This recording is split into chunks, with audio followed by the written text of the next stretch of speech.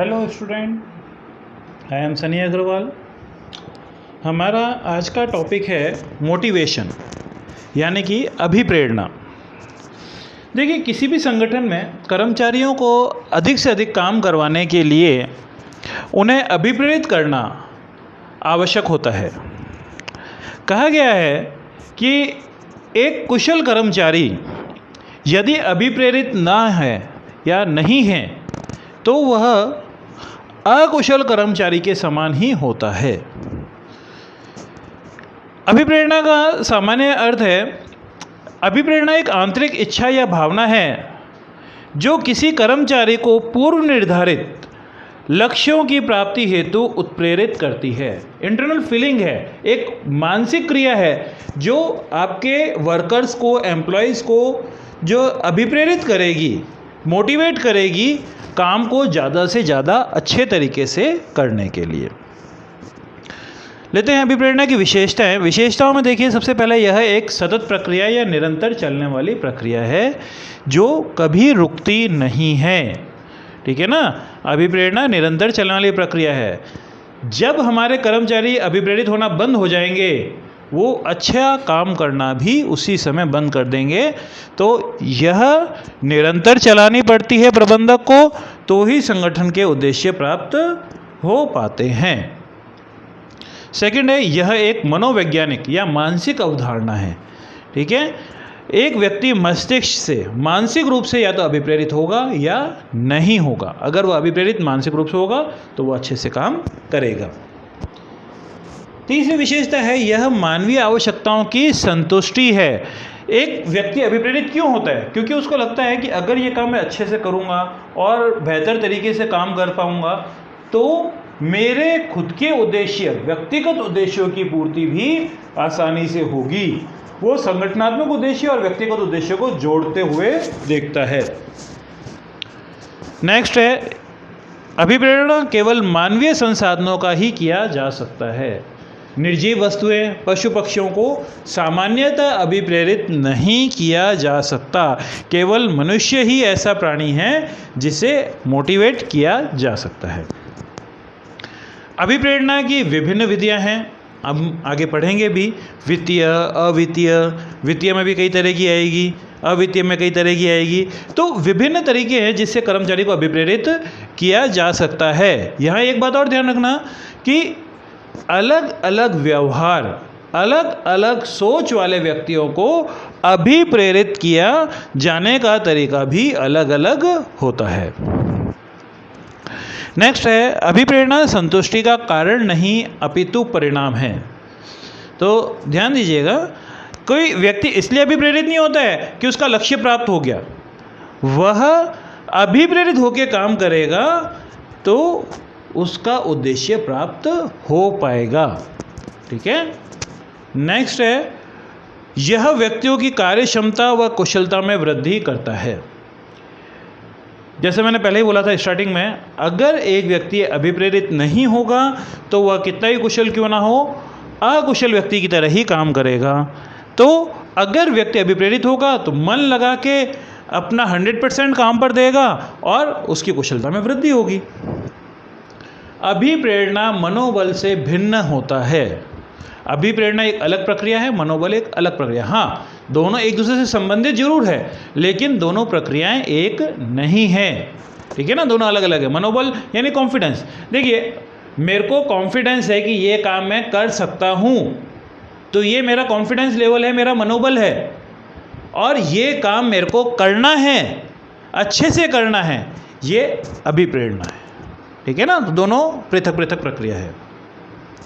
अभिप्रेरणा से संपूर्ण व्यक्ति अभिप्रेरित होता है, ना कि उसका एक अंग। जैसे मैंने पहले बोला था, ये एक मानसिक प्रक्रिया है। तो मानसिक रूप से जब व्यक्ति अभिप्रेरित होगा तो उसका पूरा शरीर ही अभिप्रेरित होकर कार्य करेगा। कोई व्यक्ति ऐसा नहीं कह सकता कि मेरा सिर्फ हाथ अभिप्रेरित हो रहा है या मेरे सिर्फ पैर अभिप्रेरित हो रहा है। तो व्यक्ति जब अभिप्रेरित होता है तो पूर्ण रूप से वह अभिप्रेरित होता है, ना कि उसका कोई अंग। अभिप्रेरणा प्रबंधकीय सफलता का कारण एवं परिणाम दोनों है। अगर एक प्रबंधक अपने कर्मचारियों को अभिप्रेरित कर लेता है तो संस्था के लक्ष्यों को आसानी से प्राप्त कर सकता है। तो कारण और परिणाम दोनों हैं। ठीक है। अभिप्रेरणा एक मानसिक क्रिया है, पहले भी आ चुका है। अभिप्रेरणा एक मानसिक प्रक्रिया है, मानसिक रूप से व्यक्ति अभिप्रेरित होता है। हाँ, नेक्स्ट पॉइंट ध्यान दीजिएगा, अभिप्रेरणा सकारात्मक व नकारात्मक हो सकता है। इस पॉइंट पे कई बार इंडिविजुअल क्वेश्चन भी बना हुई है एक अलग से ही, अभिप्रेरणा सकारात्मक नकारात्मक हो सकता है, कथन को स्पष्ट करें। तो अभिप्रेरणा सकारात्मक व नकारात्मक दोनों प्रकार की हो सकती है। कैसे हो सकती है? देखिए, कई बार हम कर्मचारियों को अभिप्रेरित करते हैं कि आप ये काम और अच्छे से कीजिए, तो ये काम करने से आपको ये फायदे होंगे, तो ये सकारात्मक अभिप्रेरणा है। और कई बार कर्मचारियों को डराया जाता है, अगर ये काम नहीं किया तो आपकी इतनी सैलरी कट जाएगी, आपको ये पनिशमेंट दी जाएगी, तो वो अभिप्रेरणा नकारात्मक, ठीक है ना। तो सकारात्मक और नकारात्मक दोनों तरीके से हम जो है अपने कर्मचारियों को अभिप्रेरित कर सकते हैं, ठीक है। इसके बाद आता है अभिप्रेरणा के महत्व। महत्व में देखिए, सबसे पहला निर्धारित लक्ष्यों की प्राप्ति में सहायक। अभिप्रेरणा जो संस्था के निर्धारित लक्ष्य होते हैं उनकी प्राप्ति में सहायता प्रदान करता है, ठीक है। एक अभिप्रेरित व्यक्ति उसको अच्छे से करेगा जिससे लक्ष्य आसानी से प्राप्त हो जाएगा, ठीक है। सेकंड पॉइंट देखिए, कार्य संतुष्टि में अभिवृद्धि। एक अभिप्रेरित व्यक्ति अपने कार्य से संतुष्ट होता है, संस्था से संतुष्ट होता है, जिससे उसके कार्य में जो है बढ़ोतरी होगी, ठीक है ना। तो उसे मानसिक संतुष्टि मिलेगी, संस्था से लंबे समय तक जुड़ा रहेगा। संसाधनों का सदुपयोग, क्योंकि एक अभिप्रेरित व्यक्ति अपनी पूरी क्षमता से काम करता है, इसलिए श्रम का अपव्यय संगठन में नहीं होता। जो काम 2 जनों का है उसके लिए 2 ही जने सफिशिएंट हैं, 2 से ज़्यादा की नियुक्ति करने की जरूरत नहीं है। लेकिन अगर व्यक्ति अभिप्रेरित नहीं होंगे तो हो सकता है 3 या 4 व्यक्ति भी वहाँ कम पड़ जाए। तो अगर अभिप्रेरित व्यक्ति हमारे संस्था में हैं या हम व्यक्तियों को अभिप्रेरित कर लेते हैं तो संसाधनों का समुचित उपयोग हो सकता है आसानी से। फिर है, यह मनोबल में वृद्धि करता है। जब एक व्यक्ति अभिप्रेरित होता है तो वो पूरे कॉन्फिडेंस से काम करता है, उसका और कॉन्फिडेंस बिल्ड होता है, ठीक है। उसे मानसिक संतुष्टि प्राप्त होती है, ठीक है। तो उसके मनोबल में भी वृद्धि होगी। अच्छे श्रम संबंधों का निर्माण। सामान्यतः देखा जाता है जब हमारे कर्मचारी, वर्कर्स, एम्प्लॉयज़ अभिप्रेरित होते हैं तो वो संगठन में होने वाले बदलावों को जो है विरोध नहीं करते, उसके लिए किसी प्रकार का अवरोध उत्पन्न नहीं करते, बल्कि उसका स्वागत करते हैं, उसे अपनाते हैं, ठीक है ना। उनको लगता है कि जो परिवर्तन हो रहा है वो संगठन के साथ साथ उनके लिए भी फायदेमंद है। तो एक अच्छे श्रम संबंध जो है कर्मचारियों और अधिकारियों के बीच में बनते हैं। कर्मचारियों की अनुपस्थिति व आवर्तन में कमी। देखिए, जब कर्मचारी अभिप्रेरित होंगे तो उनका संगठन में मन लगेगा, संगठन में मन लगेगा, काम में मन लगेगा, तो वो बिना किसी मतलब के छुट्टियां नहीं लेंगे, ठीक है, या बिना किसी कारण के, ठोस कारण के संस्था को छोड़ के नहीं जाएंगे, ठीक है। तो कर्मचारियों की अनुपस्थिति आवर्तन में भी कमी आती है। फिर है प्रबंधकीय कार्यों का आधार। जब तक व्यक्ति अभिप्रेरित नहीं होगा प्रबंधक कार्य ढंग से करवा ही नहीं सकता, तो कार्य निष्पादन के लिए व्यक्तियों का अभिप्रेरित होना आवश्यक है। समूह भावना का विकास। प्रबंधक जो है कर्मचारियों को अभिप्रेरित करते हुए संगठनात्मक उद्देश्य और व्यक्तिगत उद्देश्य दोनों में संबंध स्थापित करता है, जिससे सभी व्यक्ति साथ में मिलकर संगठन के उद्देश्य प्राप्ति के लिए कार्य करते हैं, ठीक है। नेक्स्ट है संस्था की ख्याति में वृद्धि। जब व्यक्ति संतुष्ट होंगे तो संस्था की ख्याति बाहर बाजार में, मार्केट में और अच्छी बनेगी, ठीक है ना। तो ये भी संगठन के लिए फायदेमंद साबित होगा। व्यवहारिक प्रबंध की कुंजी। अब जब व्यक्ति अभिप्रेरित है तो वो सभी व्यक्तियों से अच्छे से काम करवा सकता है। तो किसी भी व्यक्ति से अच्छे काम करवाने के लिए जो है अभिप्रेरणा की आवश्यकता होती है। ये था अभिप्रेरणा के महत्व। नेक्स्ट पॉइंट लेते हैं अभिप्रेरणा की तकनीकें। देखिए, अभिप्रेरणा की तकनीकों के अंदर अभिप्रेरणा की, जैसे मैंने पहले बोला था, मुख्यतः 2 तकनीकें हैं। एक थी वित्तीय तकनीक, एक है अवित्तीय तकनीक। तो वित्तीय तकनीकें देखते हैं हम कौन कौन सी है। अभिप्रेरणा की वित्तीय तकनीकें जो है वो सामान्यतः जो है वेतन में वृद्धि, बोनस, संस्था के लाभों में हिस्सेदारी। इस प्रकार का जो अभिप्रेरणा सामान्यतः प्रबंधकों को या उच्च प्रबंधकों को दिया जाता है। पेंशन, ग्रेजुएटी, बीमा, भविष्य निधि में अंशदान, अगर आपको ध्यान हो तो भविष्य निधि खाता जब कर्मचारी का संस्था द्वारा खुलवाया जाता है तो उसमें जितनी राशि कर्मचारी जमा कराता है उतना ही उसका स्वामी या मालिक भी जमा कराता है। तो वो अंशदान जितना ज़्यादा होगा कर्मचारी भी उतना ही अभिप्रेरित होगा। तो ये कुछ तकनीकें हैं जिससे कर्मचारी को वित्तीय अभिप्रेरण मिलता है। ठीक है। अब देखिए, ऐसा आवश्यक नहीं है कि कर्मचारी को अभिप्रेरित करने के लिए हमेशा उसको किसी मौद्रिक लाभ ही देना आवश्यक हो। ठीक है ना। ऐसी अन्य कई सारी तकनीकें हैं जिससे कर्मचारी को आसानी से अभिप्रेरित किया जा सकता है। लेकिन ये बात आपको ध्यान रखनी पड़ेगी कि अलग अलग व्यक्ति अलग अलग व्यवहार के होते हैं, तो उनको अभिप्रेरित करने की तकनीक भी अलग अलग होती है। मेरे पास 2 कर्मचारी थे, ए और बी। एक कर्मचारी अच्छे से काम कर रहा था तो उसको मैंने स्टेज पे बुलाया, स्टेज पे बुला के उसको सम्मानित किया, उसको मोमेंटो दिया, हार पहनाया कि बहुत अच्छे से काम करते हैं। अब देखिए, अलग अलग व्यक्तियों की सोच। ए और बी 2 व्यक्ति नीचे खड़े उसको देख रहे थे। ए से सोच रहा था कि भाई इतना अच्छा इसको सम्मान मिला है, लोगों के बीच में इज्जत मिली है, तो अगली बार मैं भी इतना ही अच्छा काम करूँगा जिससे मुझे भी इस प्रकार से सम्मान मिले। तो वो अभिप्रेरित हुआ उस चीज़ को लेके। वहीं बी व्यक्ति था, बी सोच वाला जो व्यक्ति था, उसने ये सोचा कि इतनी मेहनत करने बाद मिला क्या, स्टेज बुला के 2 मिनट ताली बजवा दी, इससे क्या लाभ। तो अलग अलग व्यक्तियों की अलग अलग सोच होती है और हर व्यक्ति को उसी प्रकार से अभिप्रेरित किया जाना आवश्यक है। इसके बाद आते हैं अभिप्रेरणा की अवित्तीय तकनीकों के अंदर।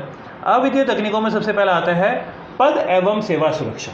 हम कर्मचारी को परमानेंट कर दें। तो अगर कर्मचारी को परमानेंट कर दिया जाए, ठीक है, उसको अकारण निकाला ना जाए, बीच समय में निकाला ना जाए, तो उससे भी वो अभिप्रेरित होकर संस्था के लिए अच्छे से अच्छा काम करने का प्रयत्न करता है। प्रशंसा एवं सम्मान, जैसे मैंने बोला था, स्टेज बुला के तालियां बजवा दी, उसे प्रशंसनीय पत्र दे दिया, शॉल उड़ाया या फूलों का हार पहनाया, तो ये जो है तरीके भी मोटिवेट करने के हैं। प्रबंध में सहभागिता। देखिए, प्रबंध व्यवस्था में हिस्सेदारी भी कर्मचारियों को अभिप्रेरित करती है। ऐसा करने से कर्मचारी अपना आप को संगठन का एक अभिन्न अंग मानता है, एक महत्वपूर्ण हिस्सा मानता है और अभिप्रेरित होकर वो और अच्छे से काम करने का प्रयत्न करता है। ठीक है। प्रभावी नेतृत्व एवं पर्यवेक्षण। देखिए, एक अच्छा नेतृत्व संस्था में मानव के प्रति सम्मानजनक दृष्टिकोण उत्पन्न करता है। तो सभी कर्मचारी उसके लिए 100% देते हैं। देखिए, वो भेदभाव करने वाला ना हो, सभी की समस्याओं को सुने, उनका समाधान करे। अगर ऐसे काम होते हैं तो कर्मचारी उससे भी अभिप्रेरित होते हैं। ठीक है। फिर है अधिकारों का प्रत्यायोजन, यानी कि अधिकार सौंपना। जब भी हम अपने अधीनस्थों से काम कराते हैं उसके लिए उनको कुछ विशेष अधिकार दिए जाने चाहिए। जब हम किसी कर्मचारी को अधिकार देते हैं तो उसकी जिम्मेदारियां भी बढ़ जाती है और वो मोटिवेट होता है। ठीक है। और ज़्यादा से ज़्यादा काम करने का प्रयत्न करता है। ठीक है। कार्य विस्तार व कार्य परिवर्तन। देखिए, ये जो तकनीक है, जो सकारात्मक सोच वाले व्यक्ति होते हैं उनके लिए अत्यंत ही महत्वपूर्ण तकनीक है, जिसमें उनका कार्यभार बढ़ा दिया जाता है या उनका कार्य परिवर्तन कर दिया जाता है, यानी कि जिसमें उनको ज़्यादा इंटरेस्ट है उस काम में सौंप दिया जाता है। ठीक है ना। या उनका कार्य विस्तार, काम एक से ज़्यादा बढ़ा दिया गया। अब देखिए, कुछ नकारात्मक सोच वाले व्यक्ति जो होंगे वो इससे अभिप्रेरित नहीं होंगे, लेकिन जो सकारात्मक सोच वाले हैं वो यही मानेंगे कि हमें इतना जिम्मेदार समझा जाता है इसलिए इतना काम सौंपा गया है, तो वो इससे प्रसन्न होते हैं और अभिप्रेरित होकर ज़्यादा से ज़्यादा काम करने का कार्य करते हैं। ठीक है। समूह चर्चा, ग्रुप डिस्कशन। देखिए, इस विधि के अंदर कई सारे कर्मचारियों को हम एक साथ बैठाते हैं, जो संस्था की नीतियां हैं या काम करने का तरीका है उस पर समय समय पर हम डिस्कशन करते हैं, रिपोर्ट ली जाती है, उससे अपनत्व बढ़ता है और कर्मचारी संगठन को अपना ही व्यवसाय समझते हुए अपना 100% देने का प्रयत्न करेगा। विकास के अवसर। अगर कर्मचारी को संगठन में विकास के अवसर मिलेंगे तो भी वो अभिप्रेरित होगा, उसको अपना भविष्य उज्जवल दिखेगा, तो वो 100% मेहनत करना चाहेगा। नेक्स्ट है प्रतिस्पर्धा एवं चुनौतियाँ। कई बार 2 कर्मचारी के बीच में कंपटीशन करा के या उनको नए नए चैलेंज, नई नई चुनौतियां देके, इतना टारगेट आप करके दिखाइए, इतने सेल करके दिखाइए, इतनी सर्विस प्रोवाइड करा के दिखाइए, इतने लोगों तक जाके दिखाइए, इतना प्रोडक्शन करके दिखाइए, इस रेट में माल लेके आइए। तो इस तरह के टास्क दे दिए जाते हैं और उस टास्क को पूरा करने के लिए वो 100% देता है और मोटिवेट हो जाता है। ठीक है, फिर है स्वस्थ वातावरण। देखिए, कर्मचारी जहाँ काम कर रहा है वहाँ प्राकृतिक वातावरण कह दीजिए या सामाजिक वातावरण कह दीजिए, एक स्वस्थ वातावरण उसे मिलना बहुत ज़रूरी है। उसे समय पे पेमेंट मिलना चाहिए, भुगतान समय पर हो रहा हो उसका। ठीक है, उसके साथ में काम करने वाले लोग सहयोग से काम करें, उससे सब प्यार से बात करें। ठीक है ना, जो वहाँ का वातावरण है वो पोल्यूशन से भरा ना हो। ठीक है ना, तो इस प्रकार की सुविधा अगर कर्मचारी को दी जाती है तो उससे भी वह अभिप्रेरित होकर अच्छे से अच्छा काम करने की कोशिश करता है। तो ये थी अभिप्रेरणा की तकनीकें।